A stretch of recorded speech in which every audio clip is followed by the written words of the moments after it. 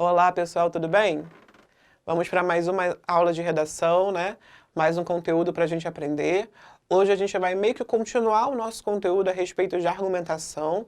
É um elemento a mais sobre a argumentação que a gente já vem discutindo desde a última aula, né? É um conteúdo muito relevante para a gente pensar nos argumentos que a gente desenvolve dentro dos nossos textos, como eles são capazes de sustentar ou não, né, a tese que a gente quer defender ali. Então é preciso ficar muito atento no argumento que você quer desenvolver. Quando a gente fala em argumentar, a gente fala em justificar, né? Eu tomo um ponto de vista, eu me posiciono a respeito de algum tema e eu preciso justificar esse ponto de vista. Eu preciso basear, né, o meu ponto de vista em um bom argumento. E para isso eu tenho que ficar atento tanto, né, na estratégia argumentativa que eu escolho para formular esse argumento, que foi o que a gente comentou na última aula, quanto a respeito, né, dos problemas que eu posso ter na hora de argumentar. Tudo bem? São essas falhas na argumentação que a gente vai tentar reconhecer hoje para corrigi-las quando elas aparecem nos nossos textos. Para a gente conseguir entender essas falhas na argumentação, né, os problemas que você pode ter na sua argumentação, vale a pena retomar um pouquinho e pensar em um elemento chamado métodos argumentativos, né? Os métodos argumentativos são as metodologias que a gente estuda para formular, né, para instrumentalizar a construção do nosso argumento. Quais são, né, os principais métodos argumentativos que a gente costuma observar? Isso vai basear e vai dialogar também lá com a filosofia e com o conhecimento científico, né? Primeiro, que a gente chama de indução. Olha só, quando a gente fala da indução, a gente fala de um conhecimento, né, de um tipo de raciocínio, que ele vai partir de um caso particular para uma regra geral. Aqui ele vai ilustrar, né, com um caso de indução, quando você está lá, você passou a noite, você dormiu na sua casa, você nem reparou que choveu. Né? Passou a noite, você estava dormindo, nem reparou que choveu. Acordou de manhã, você foi buscar pão, você viu aquele chão do quintal molhado, você saiu na rua e viu a rua também molhada, e aí você pensa que choveu. Choveu ontem à noite, eu nem reparei. Quando você faz isso, você vai observar, né? Você passa por um processo de indução. Por quê? Você parte de um elemento particular. Então você vê, por exemplo, uma área do seu quintal que alaga, ainda com água. Você vê, né, o asfalto da rua molhado. Então você parte de um elemento particular para chegar numa conclusão geral, de que choveu no seu bairro naquela noite. Pode até ser que aquela hipótese, por algum motivo, se comprove equivocada. Pode ser que alguém tenha, né, esvaziado uma piscina e isso fez com que a rua ficasse molhada. Se demonstra outra possibilidade e você vai observar isso conforme você for andando para a padaria e ver que alguns espaços estão secos e só a sua rua está molhada. Mas, no primeiro momento, a conclusão que você chega, né, a partir dessa linha argumentativa, é que choveu porque você observa o elemento particular ali da rua estando molhada. E aí, esse método de indução é o que a gente vai observar muito dentro de uma construção, né, do conhecimento científico. Para quem faz pesquisas científicas, né, para quem gosta lá das áreas biológicas e físicas, é muito importante que a gente parta, né, do método científico para elaborar suas pesquisas, e o método científico ele parte de um processo de indução. Então você tem uma observação do fato, uma observação do fenômeno, e aí lembra lá das aulas da professora Gisele sobre a origem da vida? Então a gente tinha até o século XIX, né, a teoria da abiogênese, que era aquela crença que você tinha de que a vida podia surgir, né, de elementos não vivos. Então a pilha de roupa suja que eu tinha no canto do quarto, se aparecia um ratinho ali, né, aquele rato foi criado por aquela pilha de roupa suja. Um pedaço de carne que foi largado, né, em cima de uma mesa, conforme ele fosse estragando e surgissem larvas, as larvas teriam sido criadas dentro daquela carne. E aí o que acontece? Observou-se o fato, né, naquele momento e se tomou, a partir dessa observação do fato particular, se chegou a essa conclusão.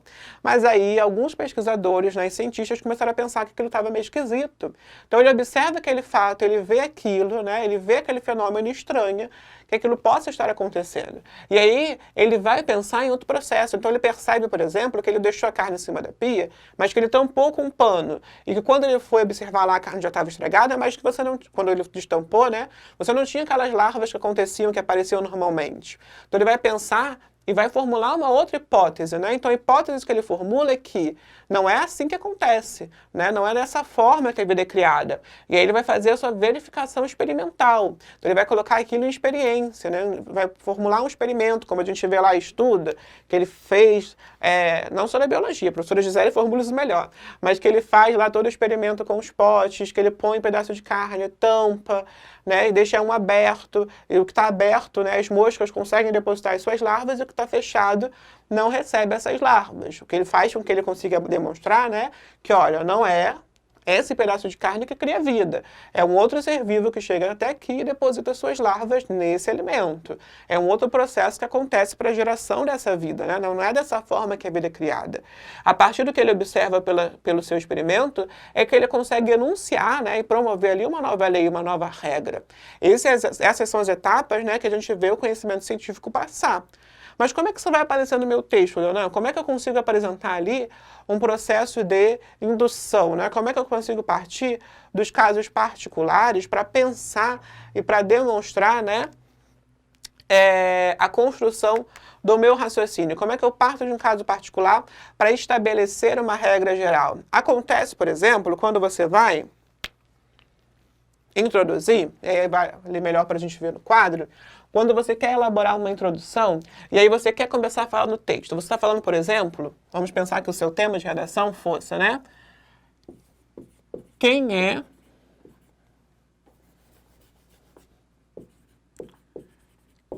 afetado pela violência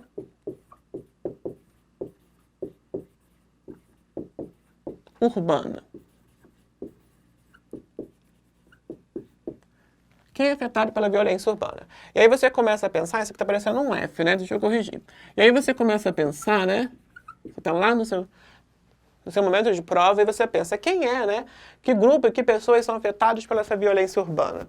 E aí você chega à conclusão, a partir do seu planejamento textual, que toda a sociedade é afetada por essa violência. E aí para você fazer essa introdução e chegar a essa conclusão, você vai ilustrar mais ou menos assim, ó. Atuação do tráfico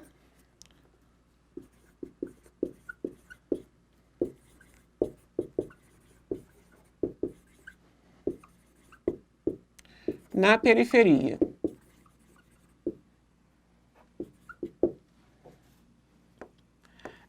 Assalto na região de classe média.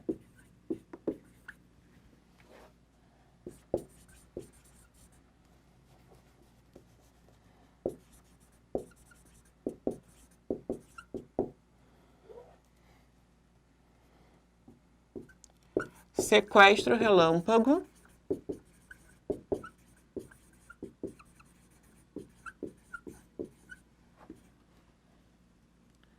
no bairro Nobre.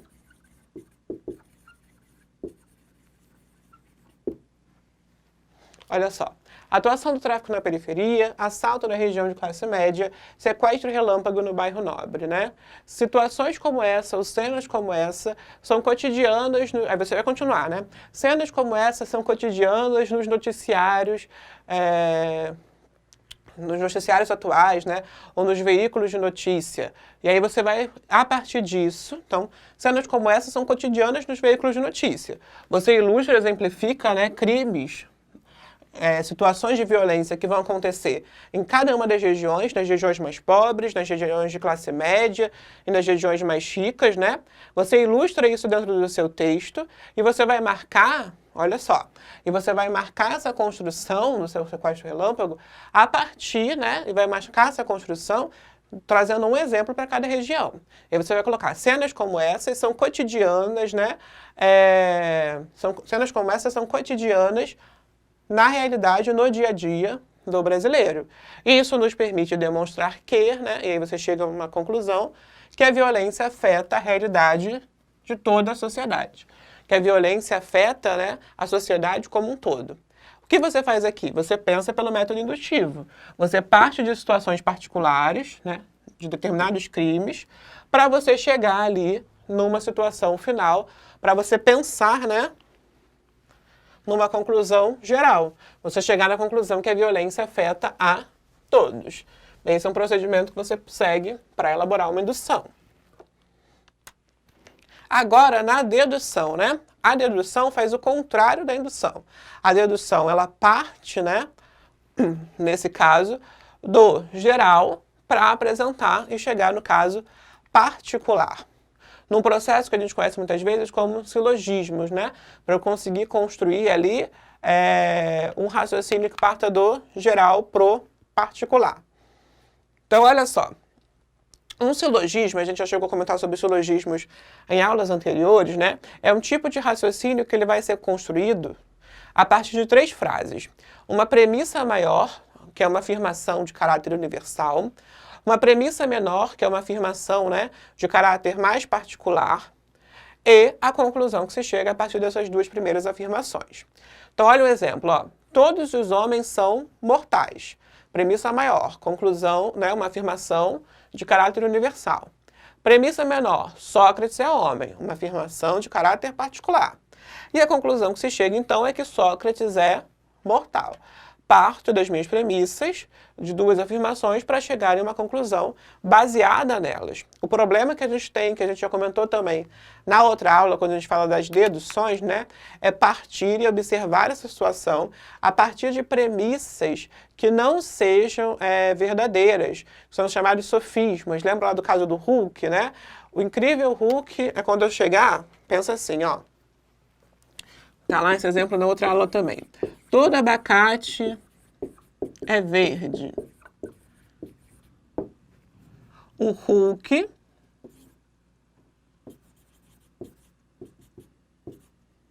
é verde. Logo, minha conclusão, ó. O Hulk,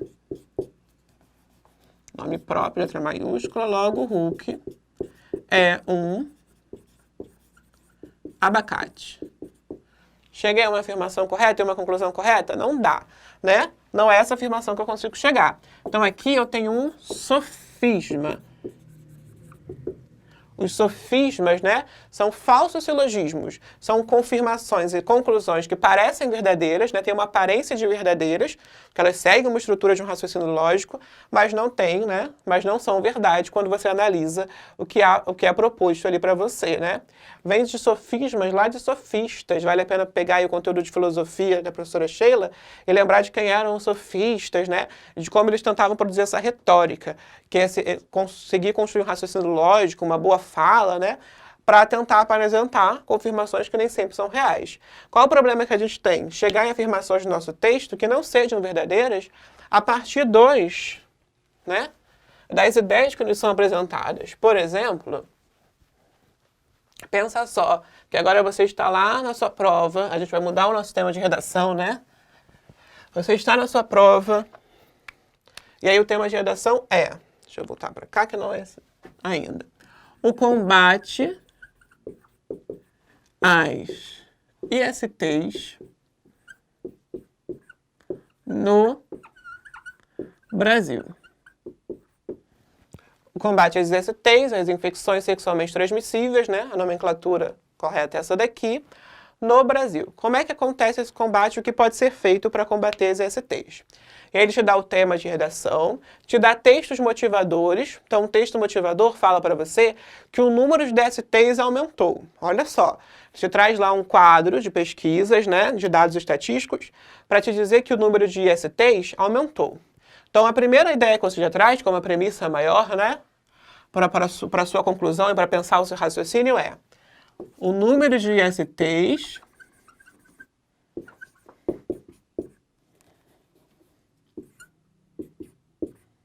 cresceu vertiginosamente.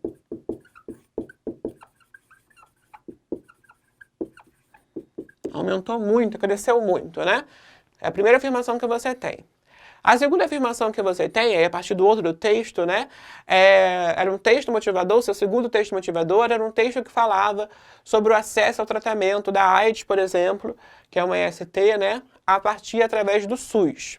Então você fala, você tem uma segunda afirmação já para trabalhar, que o SUS trata as pessoas com ISTs. Pensa só.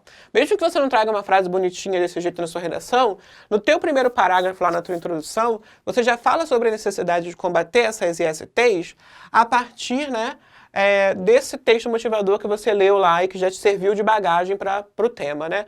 Você moscou nas aulas da Gisele sobre ISTs, não prestou atenção, né? E aí você precisou se basear nos textos motivadores para escrever. Então, pelo primeiro, você já vai ter ali uma bagagem para a sua introdução, que é falar sobre esse aumento vertiginoso, né, enorme dos casos de ISTs. Então, você já vai falar isso. No outro parágrafo, já na sua argumentação, você começa a falar do papel do SUS, porque o SUS trata essas pessoas com ISTs. E aí a conclusão que você chega, já ao longo do seu texto, ou quando ainda você está pensando, está formulando o que você vai escrever, né? Logo, as ISTs, olha a conclusão que você chega pelas informações que estão disponíveis para você, né? As ISTs são um problema de saúde pública.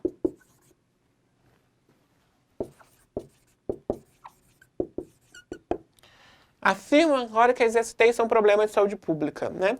Qual é o problema que a gente chega aqui quando a gente tem essa conclusão, né? Sobre as ISTs. A gente tem uma conclusão parcialmente correta. Por quê? Porque se a gente chega nessa conclusão que as ISTs são problemas de saúde pública, são. Mas são exclusivamente um problema de saúde pública e o combate a elas, que é o que o teu tema de redação está propondo, é algo feito exclusivamente, né, pela saúde pública. Se você chega aqui, né, e vê que não, a sua conclusão ela está parcialmente, né, incompleta. Vamos dizer assim, ela está incompleta. Ela precisa acrescentar mais coisas ali. Se você acabou ainda indo para um caminho pior ainda e pensou quando chegou aqui, ó, as ISTs são exclusivamente um problema de saúde pública, e aí você se ferrou completamente. Porque você restringiu toda essa discussão, né, toda essa problemática à questão da saúde. Então você já chegou a uma conclusão pior ainda. O que você precisa fazer agora aqui então para repensar? É pensar que esse combate vai além. O que te levou até essa conclusão? Que levou você a escrever a sua redação inteira sobre a responsabilidade do SUS no tratamento, na prevenção, né? Te levou a falar só sobre isso. Qual o problema que você tem que te levou até lá? Os teus textos motivadores. Um falava sobre o aumento de casos, isso te conduziu para um caminho, outro falava sobre o SUS. Isso acabou te levando, te conduzindo àquela abordagem especificamente, né? Que não te deixou discutir o tema por completo. E o que pode acontecer para piorar ainda mais o seu caso é você chegar lá na sua conclusão, e aí na conclusão você fala assim, é necessário investir em campanhas, né, de divulgação, de prevenção às ISTs, e investir em palestras, né, e propor palestras na educação, especialmente no ensino médio, para alertar os jovens sobre essas situações, né, sobre essas infecções. Olha só, na tua conclusão você trouxe um projeto, né, trouxe como proposta de intervenção um trabalho educacional, né? Um trabalho de formação e de instrução populacional para combater essas ISTs. Sendo que em nenhum momento do seu texto anteriormente você discutiu isso, você propôs, né, os problemas e o combate à IST como uma questão também de educação sexual, que é uma outra temática para redação maravilhosa, né? Você não trouxe essa discussão para dentro da sua proposta, você não trouxe. Você deixou especificamente como um problema de saúde pública. E aí, no final, você traz essa bagagem. Então, olha só, tem que prestar muita atenção para a gente não conduzir um raciocínio dedutivo, partir do geral, né, e chegar numa conclusão que limite, que restrinja lá a nossa discussão e a nossa temática. Tudo bem? Outro ponto importante, outro método importante, que a gente fala também, é a chamada dialética, né? O raciocínio dialético, peraí que eu já estou chegando lá, só estou pegando um pouco aqui. O raciocínio dialético é quando você é capaz de mobilizar dois pontos de vista, né? Dois pontos de vista contrários. E isso acontece muitas vezes nos nossos textos, quando a gente está discutindo ali essa posição, quando a gente está discutindo as posições, né? E quando a gente traz um tema em que a gente não tem um ponto de vista muito fechado. Então, eu estou discutindo, por exemplo, o aborto no Brasil. E aí, o meu posicionamento é que casos X, Y, Z, né, os casos que ofereçam risco à saúde da mãe, os casos de estupro, que já são os casos oficializados de aborto, eles sejam mantidos, mas eu me vejo como contrário nas outras situações. Então, dentro dessa discussão em que você tem um posicionamento, né, parcial a respeito do tema, vamos dizer assim, em parte você se posiciona contrário, em parte favorável, você precisa construir e conseguir, né, ilustrar esse raciocínio e mesclar essas posições de forma a chegar, né, em uma conclusão, em uma tese que balanceie essas ideias.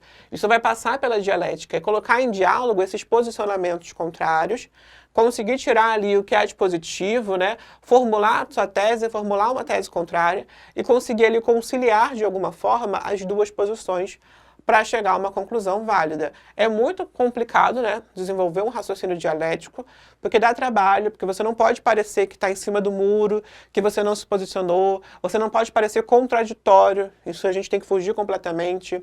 Então, para pensar em raciocínio dialético, ele precisa ser muito bem estruturado, precisa ser muito bem pensado e precisa mobilizar bem os pontos de vista contrários. Agora vamos pensar nos problemas que a gente tem, né? As falhas que a gente pode ter nessa argumentação, a gente já comentou algumas com as exemplificações, mas dá para falar mais, né? O raciocínio parte de uma premissa que não tem comprovação. Problema sério na hora de argumentar. Parte de uma premissa que não tem comprovação, ó. E provavelmente, muitas vezes, né, essas premissas elas partem frequentemente de pontos de vista e de estereótipos culturais, de generalizações. Então eu assumo uma ideia, eu parto, né? E eu chego, eu tenho como uma premissa, como uma afirmação e como uma verdade, uma questão que é uma questão de senso comum, um posicionamento que é uma questão de senso comum, e que não é baseado, né, verdadeiramente, que não é sustentado cientificamente, que não tem um embasamento de pesquisa. Por exemplo, essa afirmação aqui, ó. Todos os políticos são corruptos. É uma afirmação de senso comum, a gente ouve isso o tempo todo na nossa sociedade, geralmente as pessoas falando isso, né? Mas não há, para chegar nessa afirmação, um posicionamento, né? Uma comprovação científica, um estudo apurado, né? E revisto e repensado que chegue a essa conclusão. A gente tira essa conclusão a partir do estereótipo que a gente tem dos nossos políticos. Então, se eu parto de uma premissa que não é verdadeira, a minha conclusão provavelmente também não vai ser. Eu penso assim, ó, todos os políticos são corruptos. O deputado X é um político, né? Logo, o deputado X é corrupto. Mesmo que a gente consiga inserir, né, essa afirmação para muitos dos nossos deputados, né, da corrupção, essa conclusão que eu chego aqui não pode ser colocada, né, diretamente como válida no primeiro instante. Por quê? Porque eu preciso avaliar a carreira desse deputado, a atuação dele. Pode ser que eu chegue nessa afirmação de um deputado que não tem histórico de corrupção nenhum, né? Que não está sendo investigado por nada, que tem uma carreira bem sucedida, lícita ali, né? Então, a conclusão que eu chego, quando ela está baseada em um estereótipo, em um senso comum, em um raciocínio sem comprovação, em conhecimento sem comprovação e validação científica, pode me levar a uma conclusão equivocada.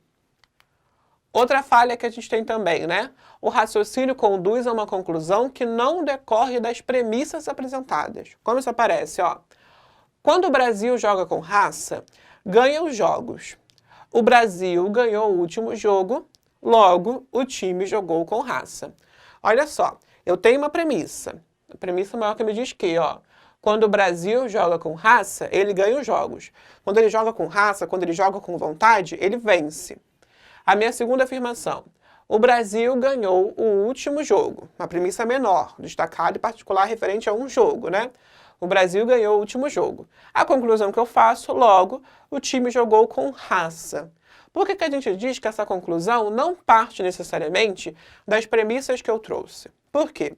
Porque eu digo que quando ele joga com raça, ele ganha os jogos. Mas eu não digo que ele só ganha os jogos quando, né, joga com raça. Eu digo que jogou com raça, vai vencer. Mas não que só quando ele joga com raça, ou não coloco tipo, quando o Brasil, ou exclusivamente quando o Brasil joga com raça, ele ganha os jogos. Eu não coloco essa essa condição como exclusiva, né, como uma condição única para vencer. Eu digo que é uma condição que garante vitória, mas pode ser, né, a possibilidade de que em outras situações ele acabe vencendo também, né? Quando ele joga com raça, ele ganha os jogos, mas não só quando ele joga com raça, né? Que é a chance de vitória. Por isso que a gente diz aqui que essa conclusão, né, tem problemas. Ela pode ter resultado de outros fatores, além do primeiro que eu elenquei ali. Só por não ter um só ou um exclusivamente, eu chego numa conclusão que pode ser contestada. O raciocínio se baseia em uma falsa analogia. As analogias são comparações que a gente faz, né, entre elementos, de modo a tentar ilustrar melhor nos nossos textos, né, que a gente escreve, as relações que a gente quer estabelecer ali. Então, olha, por exemplo, essa analogia aqui. Se no quartel a rotina só dá certo porque os soldados obedecem aos superiores sem reclamar, então, na escola, os alunos também devem cumprir as ordens dos professores sem qualquer tipo de contestação. Então, há aqui uma analogia entre o quartel e a escola. Eu quero ilustrar, né, como deve ser a relação aluno-professor na escola, e para isso eu uso como exemplificação e como analogia, né, o funcionamento e a ordenação do quartel. Por que a gente diz que aqui a gente tem um problema de uma falsa analogia? Porque eu pego dimensões, né, e esferas sociais diferentes, que estabelecem relações diferentes. Eu pego o quartel, que tem toda a sua relação militar e hierárquica, né, que prediz e que obriga o soldado a seguir as ordens do seu superior, e eu quero aplicar isso ao contexto escolar, né, e obrigar os alunos a respeitarem o professor sem qualquer tipo de contestação, né. Enquanto que a escola, como ambiente, né, democrático, como ambiente mais que tenta ensinar os alunos esses valores de cidadania, que tenta levá-lo a uma condução, né, de defender os seus direitos, ela não pode fechar o aluno dentro dessa impossibilidade de contestar, né? O aluno, se vê prejudicado por alguma ordem do professor, ele pode contestar, ele pode apontar, ele argumentar, porque ele não acha que aquilo está correto. Então, não dá para a gente usar essa analogia entendendo as limitações, né, e a realidade específica do ambiente escolar em comparação com a realidade do quartel. É uma analogia que não funciona, que tem problemas ali, quando vai ser aplicada na prática. Outro problema para a gente poder fechar é quando a gente trabalha com um argumento que a gente chama de argumento ad hominem. O argumento ad hominem, né, ele é uma falácia argumentativa. É uma tentativa, né, que a gente tem de argumentar. A gente vê isso o tempo todo nas redes sociais, mas que na verdade não é uma argumentação. Por quê? Porque quando a gente trabalha com argumento ad hominem, né, a gente deixa de tentar sustentar, de colocar ali, a gente deixa de tentar argumentar, né, em prol do nosso ponto de vista, a gente para de tentar desqualificar o argumento adversário, refutar, né, criticar ou combater o argumento adversário, para já dedicar críticas e para apontar já o dedo para o próprio adversário, né? Então, sabe quando o pessoal começa a discutir nas redes sociais, Facebook, Twitter, né? E a pessoa perde a argumentação e ela começa a chamar o outro de feio, de gordo, de magricela, né? Ela começa a ofender diretamente a pessoa com quem ela está discutindo, ela chega ao argumento ad hominem, né? Ela já não tem mais estratégia para poder combater o argumento adversário e ela ataca diretamente a pessoa, né? Então, quando, por exemplo, você está escrevendo, pensa lá no caso do aborto, e você está num posicionamento totalmente oposto, e você não tem mais argumentação para adicionar o oposto, e você coloca lá que as mulheres que abortam, né, são verdadeiros monstros que vão para o inferno, algo desse gênero, né, que você perdeu toda a sua linha argumentativa, você já chega nessa estrutura. Você já não está mais atacando, né, o ponto de vista, a posição da pessoa acerca do tema. Você está fazendo um ataque diretamente ao indivíduo. Algo que não é, né, nem pouco recomendado, nem para usar a palavra recomendado, né, algo que não deve aparecer no seu texto. O seu texto, o seu posicionamento tem que ser baseado em um argumento capaz de ir contra o ponto de vista, né, e a tese que é defendida pelo seu adversário, mas não que o ataque diretamente como indivíduo, como ser humano. Então, hoje, né, a gente fica por aqui. A gente pensou em estratégias e problemas que a gente tem na nossa argumentação. Então, fica atento, vê as conclusões que você chega no seu texto, se elas são cabíveis de contestação. Isso é muito importante quando a gente escreve, né? A minha argumentação é cabível de ser contestada? De que maneira? Por quem? De que forma? Lembra que a gente falou isso lá na primeira aula de argumentação? Pense muito a respeito de como pode ser feito um contra-argumento do seu argumento, de como vai ser baseada a visão da pessoa que está do outro lado, né? Que tem um outro ponto de vista a respeito do seu posicionamento. Como ela pode argumentar contra você e de que maneira você consegue, né, responder a esse contra-argumento, de que maneira você consegue desmoralizá-lo da forma de tentar, né, impedir que ele seja uma forma de combater o seu próprio argumento. De que forma você pode desconstruir o argumento do adversário para sustentar melhor a sua tese. Então tem que ficar muito atento a isso, pensar bem nessas estratégias e planejar bem o seu texto. Então, continuem acessando as nossas aulas, estudando, vendo os conteúdos, escrevendo. A gente só vai melhorar a argumentação quando a gente pensar em escrever. Então, caça aí, entra na internet, vê as notícias do dia, escolhe 2 temas e começa a escrever, a pensar em argumentos para assumir um ponto de vista a respeito desses temas. É a forma que você tem de conseguir aprender cada vez mais, né? Continue estudando conosco, não esqueça de comentar aí embaixo o seu nome e a sua turma para a gente ver que você está estudando. Qualquer dúvida, basta entrar em contato com a gente. Pelas aulas do Zoom você consegue mais informações, consegue tirar essas dúvidas. E não deixem de estudar, né? Que é só sucesso. Até mais!